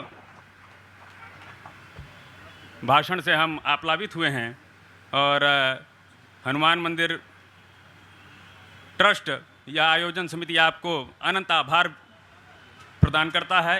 इसी क्रम में हम अपने आगत अतिथियों से अनुरोध करते हैं कि दूरस्थ आए हुए माननीय वेद मूर्तियों का सम्मान प्रारंभ करें।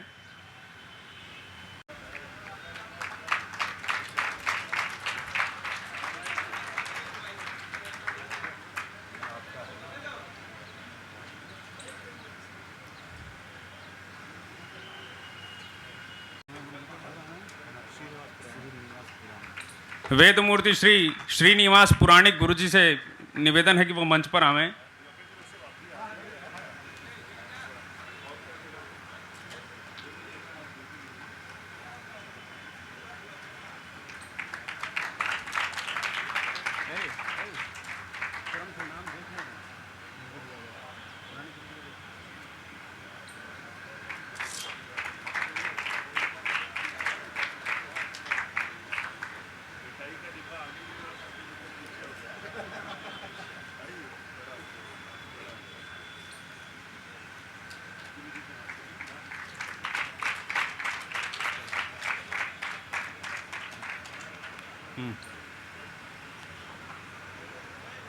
श्री शंकर प्रसाद गौतम जी।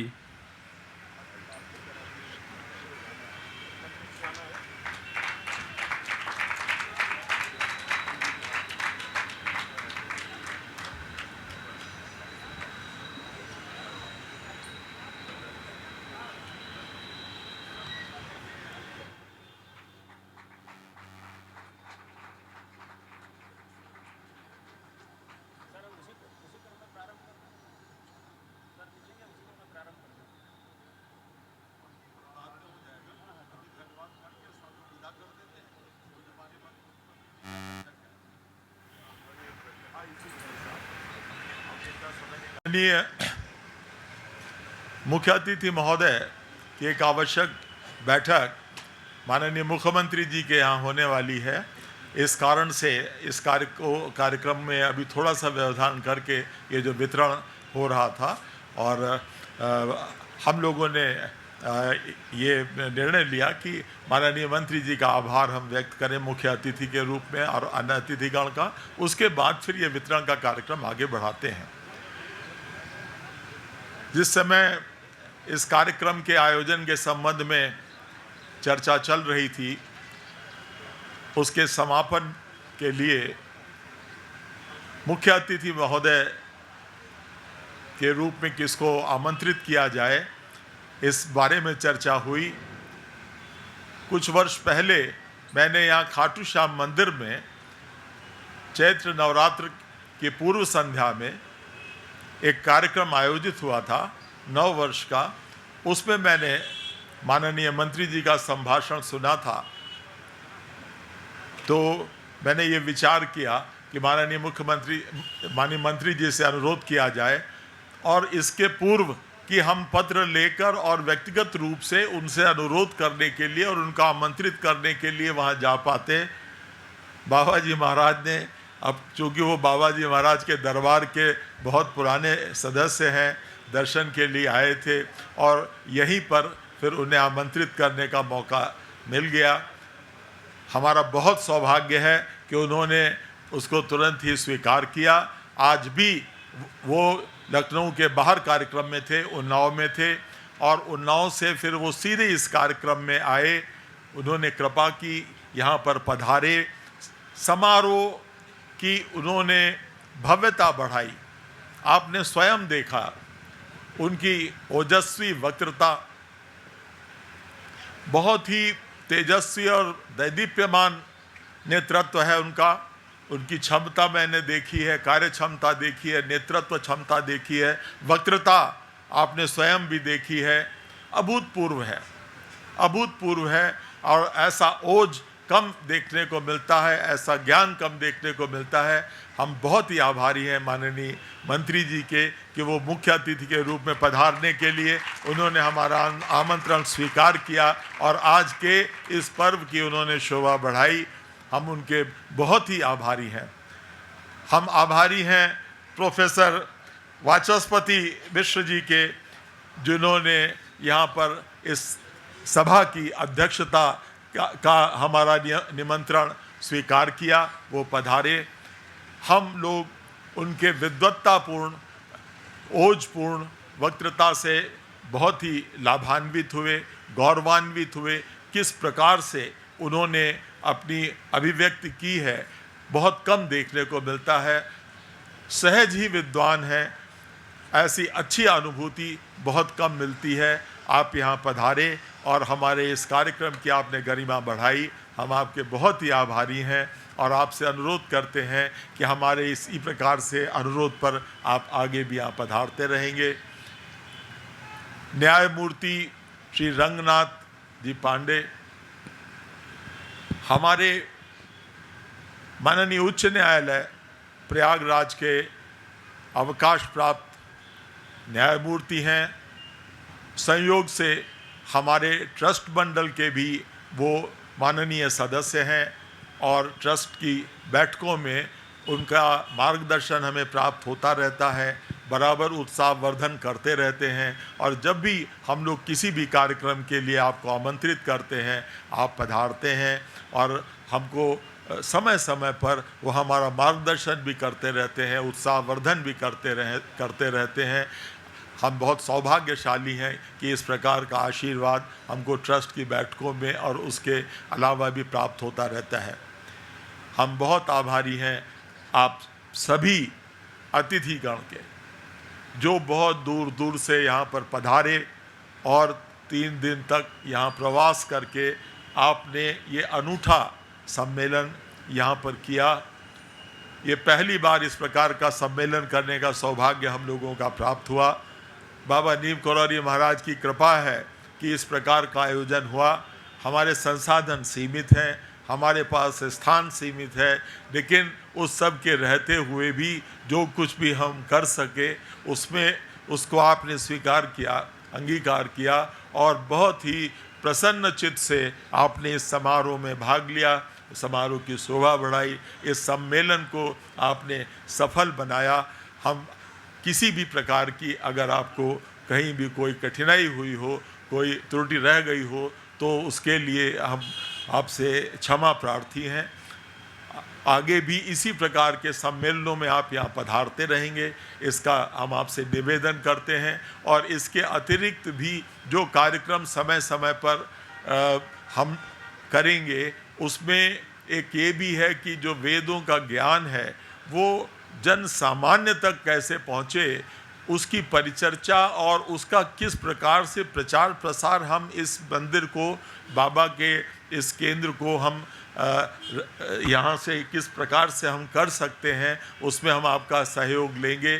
क्योंकि वेद विद्वानों तक सीमित न रह जाए, वो आगे प्रचार प्रसार हो के घर घर तक पहुँचे, लोग जाने समझें इसको और अंगीकार करें, इसमें भी हम आपसे सहायता लेते रहेंगे। हम आभार अपनी उस टीम का भी करना चाहेंगे आज के दिन, जिन्होंने पिछले कई दिनों से अनवरत परिश्रम करके श्री चंद्रकांत जी के नेतृत्व में इतना बड़ा आयोजन किया। आप सभी लोगों के रहने की सुविधाओं की और तमाम तरह से हर प्रकार की व्यवस्थाएं की, बहुत ही परिश्रम किया उन्होंने। उन सब का भी बहुत आभार और उनके उत्साह के लिए हम बहुत प्रशंसा उनकी करना चाहेंगे। मैं एक बार पुनः माननीय मुख्य अतिथि महोदय का, माननीय अध्यक्ष महोदय का और हमारे ट्रस्टी माननीय श्री रंगनाथ जी पांडे का बहुत बहुत आभार व्यक्त करते हैं और कृतज्ञता व्यक्त करते हैं कि वो यहाँ पधारे और आगे भी उनकी कृपा हमारे ऊपर बनी रहेगी। बहुत बहुत धन्यवाद, बहुत आभार।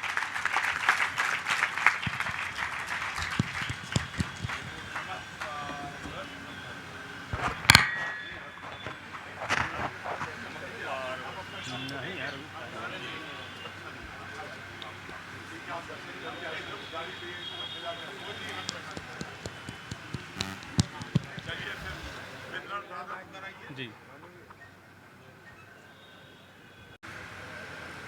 श्री हरिओम द्विवेदी जी,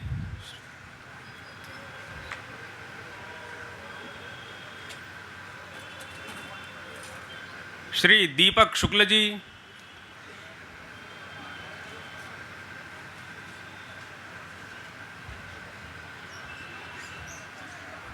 शुक्ल यजुर्वेद की काण्व शाखा के क्रम में श्री कृष्ण कुमार शर्मा जी,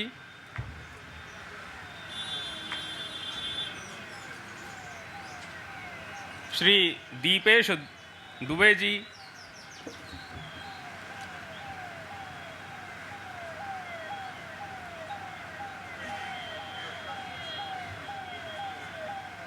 श्री चेतन शर्मा जी,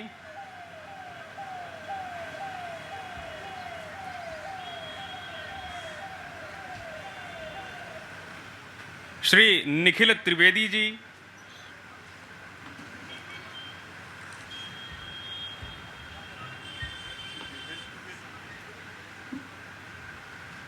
श्री अनिरुद्ध पेटकर जी। अब कृष्ण यजुर्वेद की 33वीं शाखा के विद्वान श्री त्र्यंबकनाथ तिवारी जी,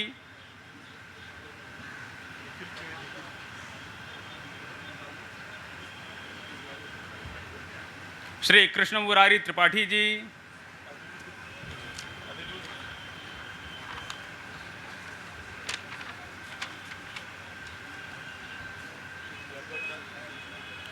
शुक्ल यजुर्वेद की माध्यन्दिनी शाखा के विद्वान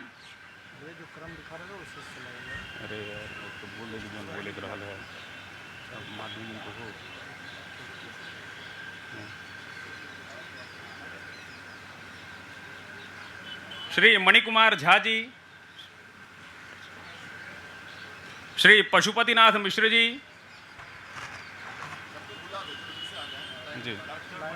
श्री नारायण दत्त मिश्र जी, जिनका जिनका नाम बोला जा रहा है वह उसी क्रम में जो है मंच की तरफ आगे बढ़ें।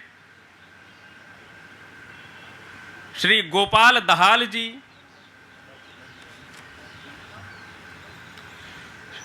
डॉक्टर सर्वेश रमन तिवारी जी, श्री शिवनारायण शुक्ल जी, श्री गौरव चंद्र जोशी जी, श्री जयदीप तिवारी जी, श्री धीरज पाठक जी, श्री महामाया दत्त पाराशर जी,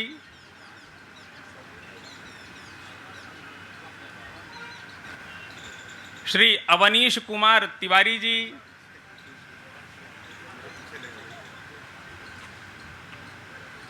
श्री दुर्गा प्रसाद गौतम जी,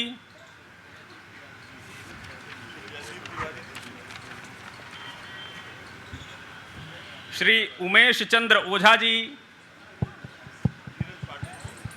श्री जीवन उपाध्याय जी, श्री अशोक त्रिपाठी जी,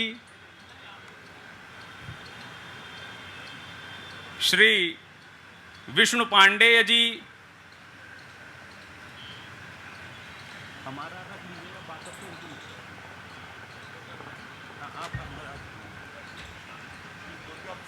श्री विवेक मिश्र जी, श्री हितेश अवस्थी जी, श्री श्याम शंकर द्विवेदी जी, श्री शिवमूर्त तिवारी जी,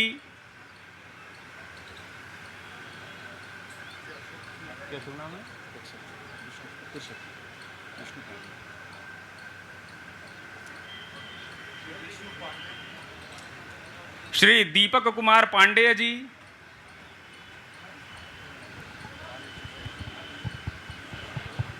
श्री रामजी मिश्र,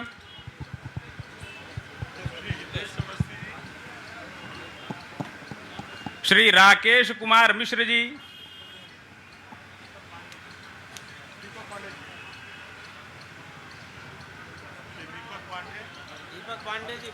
श्री दीपक पांडे जी मंच पर आवें।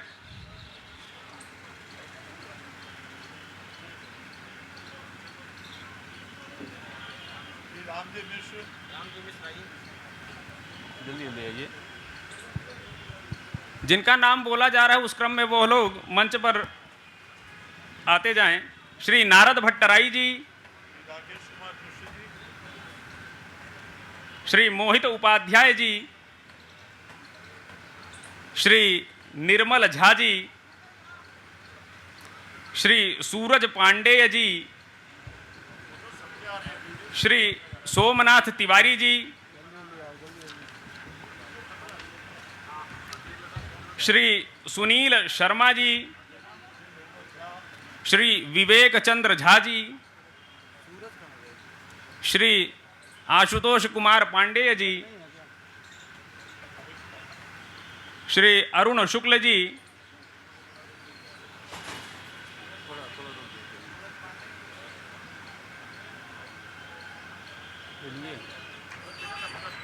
इसका हो रहा है, कैसा चल रहा है?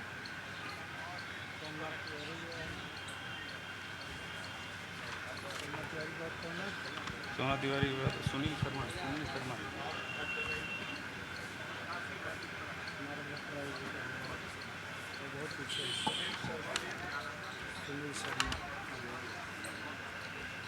विवेक चंद्र, श्री अमित कुमार पांडेय जी, श्री अमन कुमार तिवारी जी, श्री पिनाकी प्रसाद उमाशंकर ओझा। अच्छा अच्छा अच्छा अच्छा।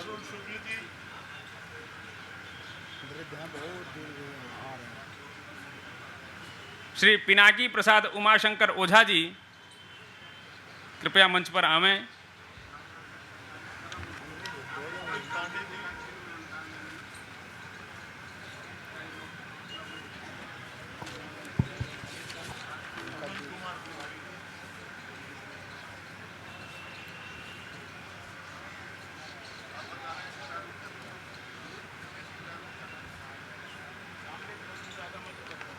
आ रहे हैं, बहुत धीमे धीमे आ रहे हैं वो सामने वाले।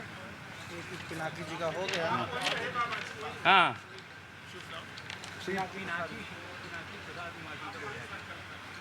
इसके बाद डॉक्टर बालेंद्रनाथ मिश्र जी मंच की तरफ आवें।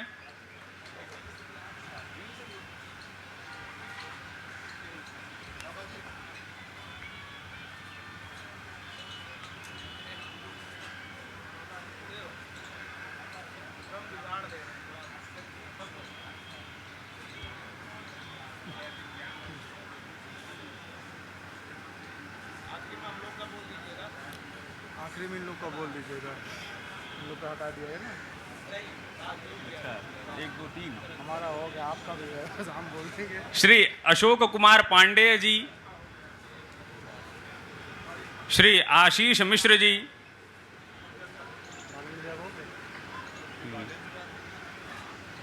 श्री संतोष पाठक जी, जल्दी आए जल्दी। श्री विपिन चंद्र झा जी, सत्यम, श्री वीरेंद्र बश्याल जी,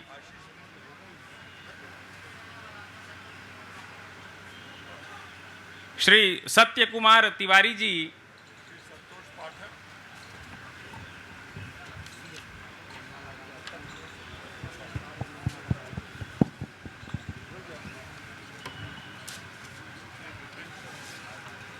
इसके बाद सामवेद कौथुम शाखा की गुर्जर पद्धति के विद्वान श्री कृष्ण प्रसाद घिमिरे जी,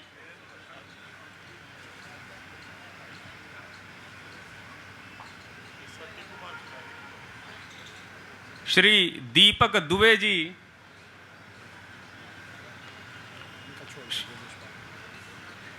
श्री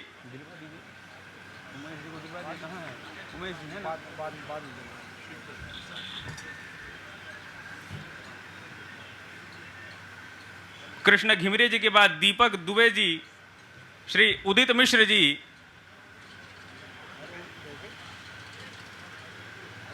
सामवेद राणायनी शाखा के वेदमूर्ति श्री अविनाश पांडे जी,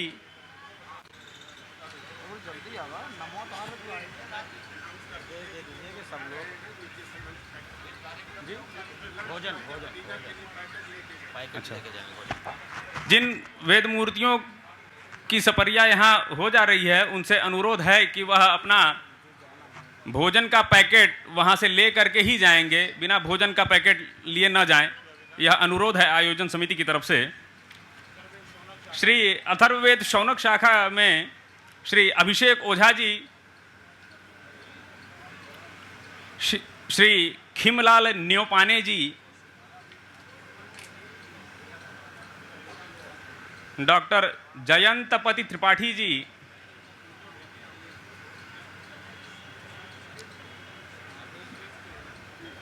अभिषेक ओझा जी, हाँ,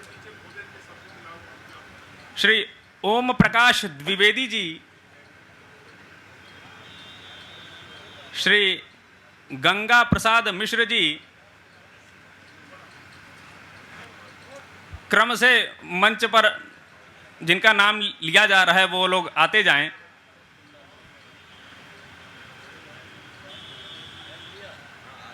आइए आइए।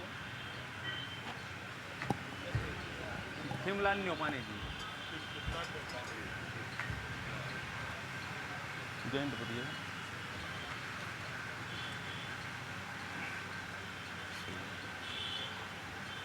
श्री भूपेंद्र मिश्र जी,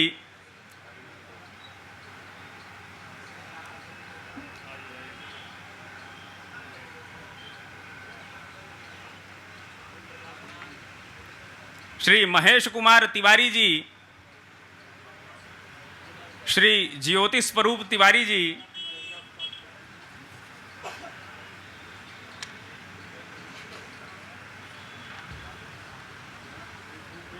अथर्ववेद की पैपलाद शाखा के विद्वान श्री हरे कृष्ण पंडा जी,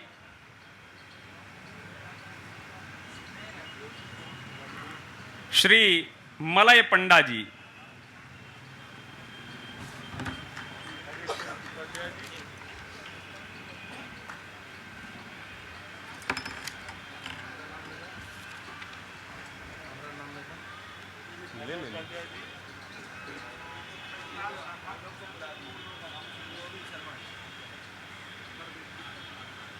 आचार्य श्री गोविंद कुमार शर्मा जी,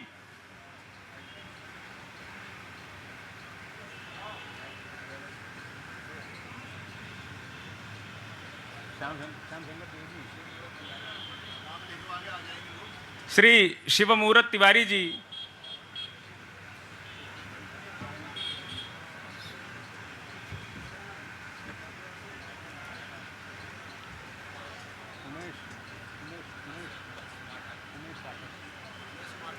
श्री उमेश कुमार पाठक जी,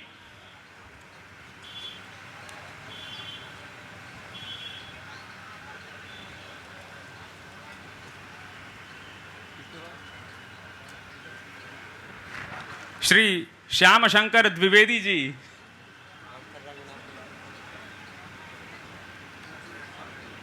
और अंतिम में रंगनाथ त्रिपाठी, मैं स्वयं।